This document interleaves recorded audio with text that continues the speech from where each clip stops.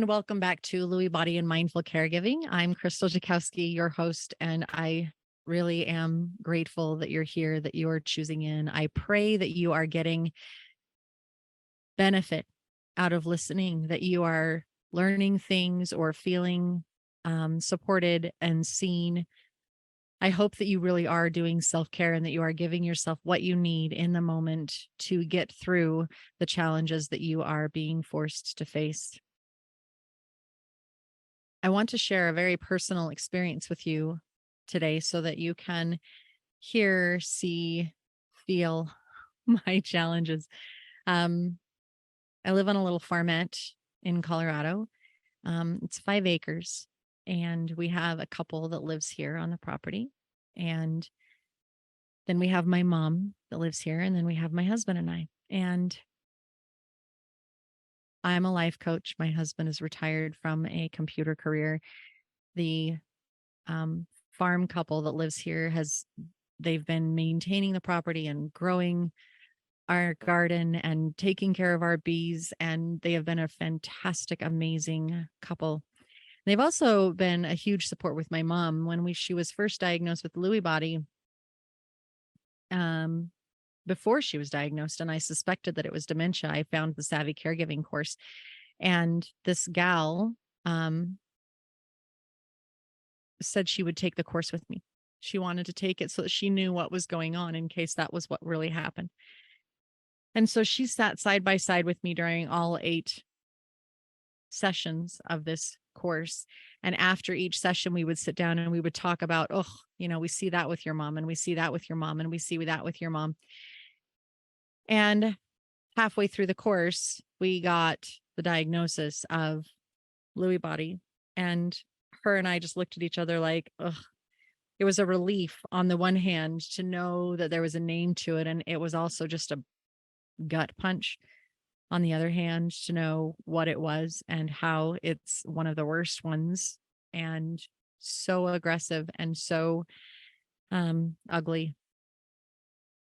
So because of the course, we were both ready to deal with this, and we recognized that keeping mom active or social in some way was going to be very beneficial. I've told you that her world, she keeps intentionally making it smaller. And part of that's the disease, because if she leaves the house, she feels like she needs to lean on someone, which is absolutely accurate. She does. She's unsteady enough. She needs to lean on someone, and she feels guilty doing that. So she would rather not leave the house. And she doesn't like going places where people are that she doesn't know. She's super uncomfortable with that. So she only likes to go with someone she trusts and knows, and that doesn't mind that she's leaning on them. And her world is really collapsing. And I don't like that she's so isolated. So I keep trying to find ways to help her feel needed, feel important. My siblings have kids in school, and I suggested that they have the kids, like if they have to write a report, send it to grandma and have grandma edit the report so she can feel needed. And I have another podcast called Breathe In, Breathe Out, and it's a mindfulness and meditation podcast. And I would have her, we would get the transcript and I would have her edit it so that she could be contributing to my business. This gal living on the farm, her name is Rhonda, and she takes my mom out. We have a couple of mailboxes in the post office. So she'll take my mom out once a week. And that way my mom gets out of her house. They'll run a couple of errands if my mom needs to do a return or wants to go get groceries or whatnot. If she wants to go get a burger, then they'll go out once a week and go do that. She gets social time. She's out of the house, so she gets sunshine. She gets a little bit of exercise because she doesn't get much of that in her little 700 square foot house. So it's really beneficial. And then once or twice a week, I end up taking my mom out to do something so that she's getting out and not quite so isolated.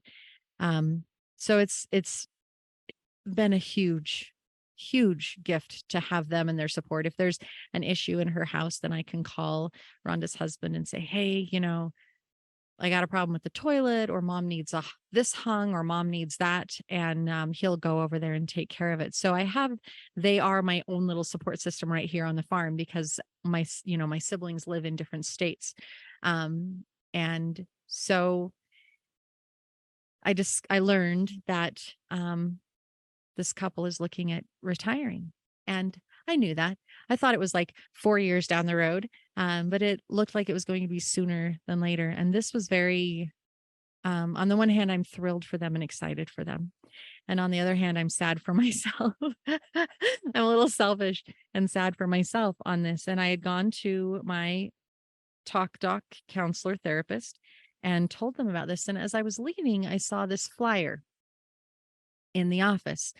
And the flyer talked about, we help you navigate through all of the other options, whether it's in-home care or placement and this and that and the other. And so I thought, well, it's in the therapist's office, so it must be a vetted place, and I can probably trust them because I trust my therapist and she's not going to lead me astray. And so I took the flyer and I left. And I waited a couple of days. And I knew that with this couple retiring, that I was going to need more help with mom, and that sure, I could get another couple to be on the farm, but were they going to be able and willing to help with mom? And it took me a year to get my mom okay with Rhonda being her friend and taking her for a drive somewhere.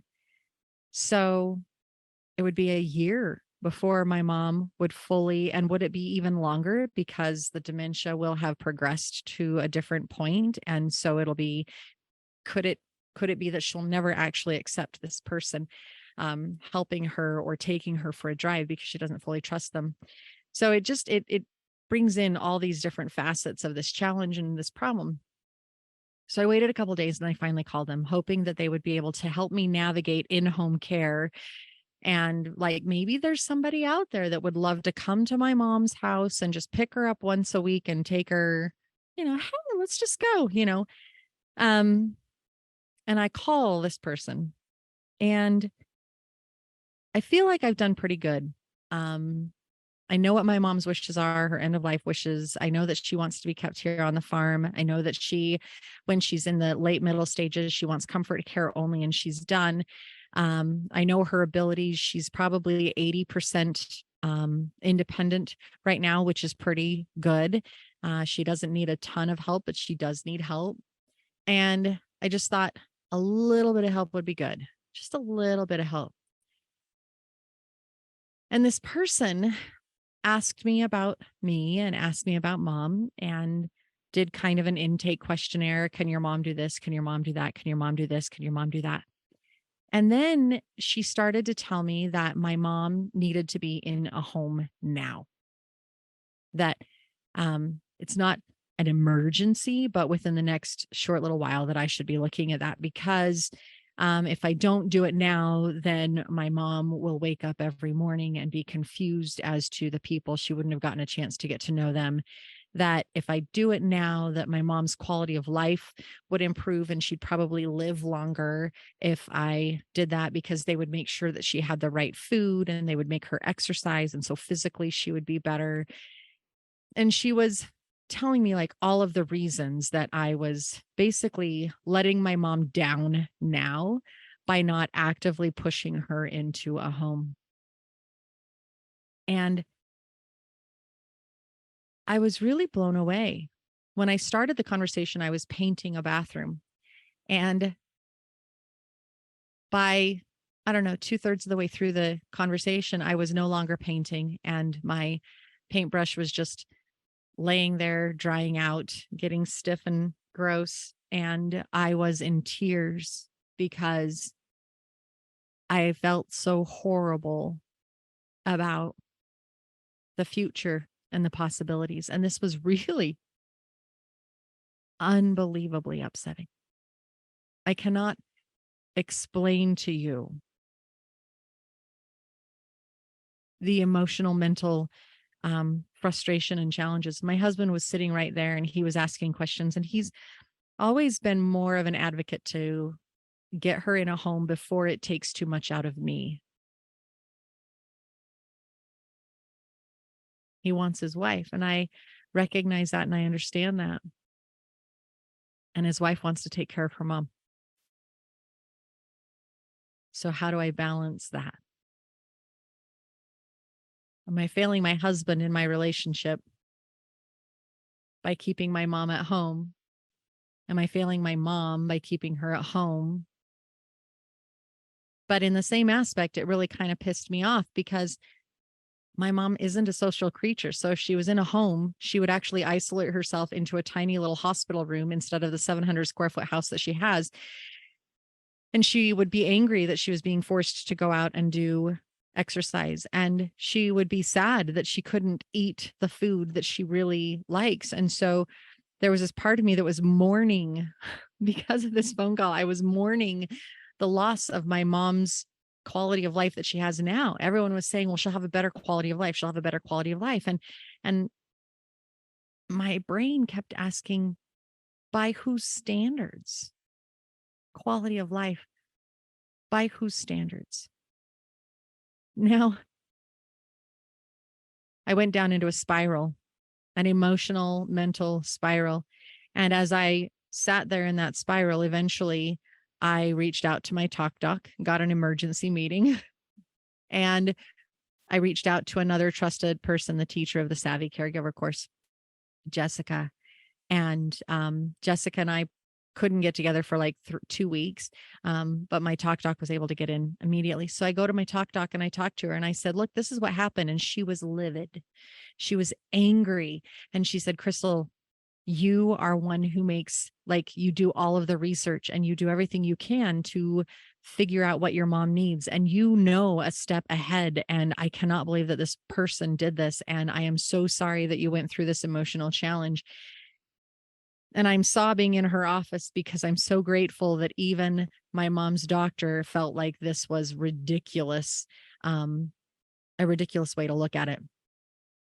And she was angry to the point that she went out into the lobby and she took this person's stuff down, and she didn't know where it came from, but she was livid at the issue. Now, I left her office and I was actually very grateful for this person and my talk doc. I was grateful for the woman who upset me because it meant that I now had confirmation that I was doing the best that I could. I was right in acknowledging that my mom's still doing okay and she does not need to be in a home, and that her quality of life now, if she went into a home, would actually decline because she wouldn't have the things that she loves around her. My mom's situation, your situation may be completely different, but keep in mind, my mom is still 80% independent. My mom is still able to cook her own food and do her own laundry, and she's great on personal hygiene. And so the things that really matter as far as her functioning in a day-to-day, if I shoved her into a home, would actually stop happening, and she would probably actually decline faster because we took away her comfort. We took away her routine and what she really enjoys. She may complain about it, but that's what she enjoys. Then I talked to the Savvy Caregiver gal who, like I said, I very much trust. I've gone to her class twice now because of her knowledge and who she is. And she gave me the same feedback. She was like, Krystal, you have got this. Now, I bring this story to you and I share this story with you because for a few different reasons.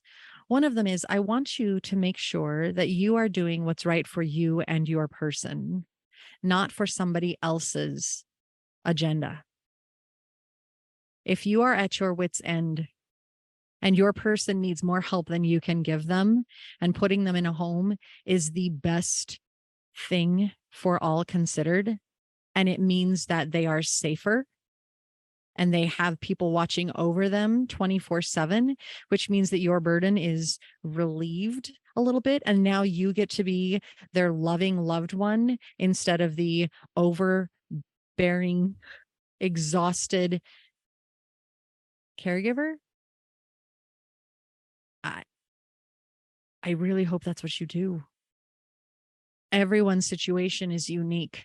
Everyone's is different. There may come a time that my mom's declined enough that she does need a home because I won't be able to take care of her in that manner. And that's perfectly fine. I will gladly accept it when it gets there, but it's not now.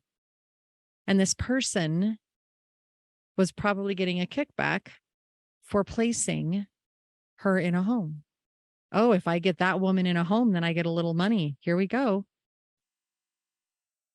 I ask myself this question whenever it comes to a big decision with my mom and how I need to deal with something. I always ask myself, how will I feel about this in 5 years? Because I have no doubt that my mom will be gone in 5 years. So in 5 years, how will I feel about changing her meds? In 5 years, how will I feel about making sure that she manages her diabetes? In 5 years, how will I feel about putting her in a home? Right now, the answer about putting her in a home is gut-wrenching guilt. Right now. That's my answer. And that is why it was so difficult for me when this woman was like, you need to do it now. I encourage you to start asking yourself that question. When I think about being a caregiver and working with my mom, there are a couple of things that I think about. I told someone I don't want to have regrets. Now, we're all going to have regrets. That's just the way life is. There's always going to be something that we look back on and go, oh, man, damn it. I'm having realistic regrets. I don't want to regret completely putting my life on hold on behalf of my mom. I don't want to regret losing myself, meaning that I need to make sure that I am doing something for me to connect to me, Krystal, outside of being a caregiver while I'm working with my mom, so that when she passes, I still know me and I haven't down spiraled into something I don't recognize anymore. I do not want to regret who I become because I am choosing into being a caregiver. I don't want to regret how I treated my mom while she's declining. So I don't want to regret a conversation that we had. I don't want to regret yelling at her or making her feel horrible. I don't want to regret not taking the opportunity to connect with her on silly things whenever I have the opportunity. When I look forward in 5 years, will I regret this decision? As long as I can say no, then I keep on keeping on. Every now and then something comes into my realm and says, hey, Krystal, you might want to double check this. Like that post in the Lewy Body Mindful Caregiving Facebook page. Or not Mindful Caregiving, I apologize. It was a Lewy Body Caregiver Facebook page. And they were talking about how their biggest fear or sadness was that they had lost themselves completely. I don't want to be there. And I would rather know that now and look forward and say, okay, so how am I going to make that work? How am I going to take care of myself? How am I going to support myself and encourage myself so that I don't regret it? It means that you have to take action steps now. It means that you look at it and you say, what support systems are out there to help me get through this? How can I get respite care? How can I get someone to spell me off so that I can go to the store or whatever it is that you need to do? You are the one who has the power to make sure that you're okay. Nobody else can pull you out and say, hey, I know that that has been shit, but let me pull you out of there and make it better. Nobody can do that because they're not going to know what you need and how you need to heal and change and shift. Only you can do that, which is why self-care is so important. Self-care, self-care, self-care. It continues coming back to that. In 5 years, in 10 years, in 20 years, will I regret this? Had an opportunity to go on a week-long girls' trip and take a break. Now, in 5 years, would I regret not taking that trip? Would I regret holding myself back and saying, no, I need to be home for mom? Yeah, I would, because it's a great opportunity to relax and breathe and do some self-care and spend some time with a dear friend. It's a gift. And if I don't do that now, then I am encouraging the spiral down and I will lose myself. What do you need to do for yourself as you navigate through this? What do you need to bring in? Who do you need to bring in to help you be okay? To help you keep yourself while still serving and nurturing someone else. You are choosing to give the gift of compassion and service of someone's life. And yes, you're choosing it. You can choose out. You can tell somebody else to do it. The state will help. Somebody said to me that I was choosing in, and that meant that I couldn't be a victim. This isn't happening to me. I'm choosing it. So now when my mom says, oh, I'm so sad that I'm making you go through this, I say, Mom, I'm choosing it. I'm choosing to stand by your side. I'm choosing to call the doctor and make things better because it's true. I am. And you know what happens when I say I'm choosing it? I feel more empowered. I'm not so weak. I'm not so beaten down. I'm not so tired because I'm like, yeah, you're right. I'm choosing this. I could choose out. And in choosing out, sure, somebody else has to step up. And yet I have that power, right? Think about it. Do some research, find out ways that you can choose out if you want to choose out. And if you don't want to choose out, then you acknowledge that you're choosing in. You're acknowledging that you want to be in this. Some part of you wants to be here, wants to be present, helping these people. Okay, fine. So how can you make it so that you don't regret it in 5 years? How can you make it so that you do not regret choosing to be a part of this transition once they're gone?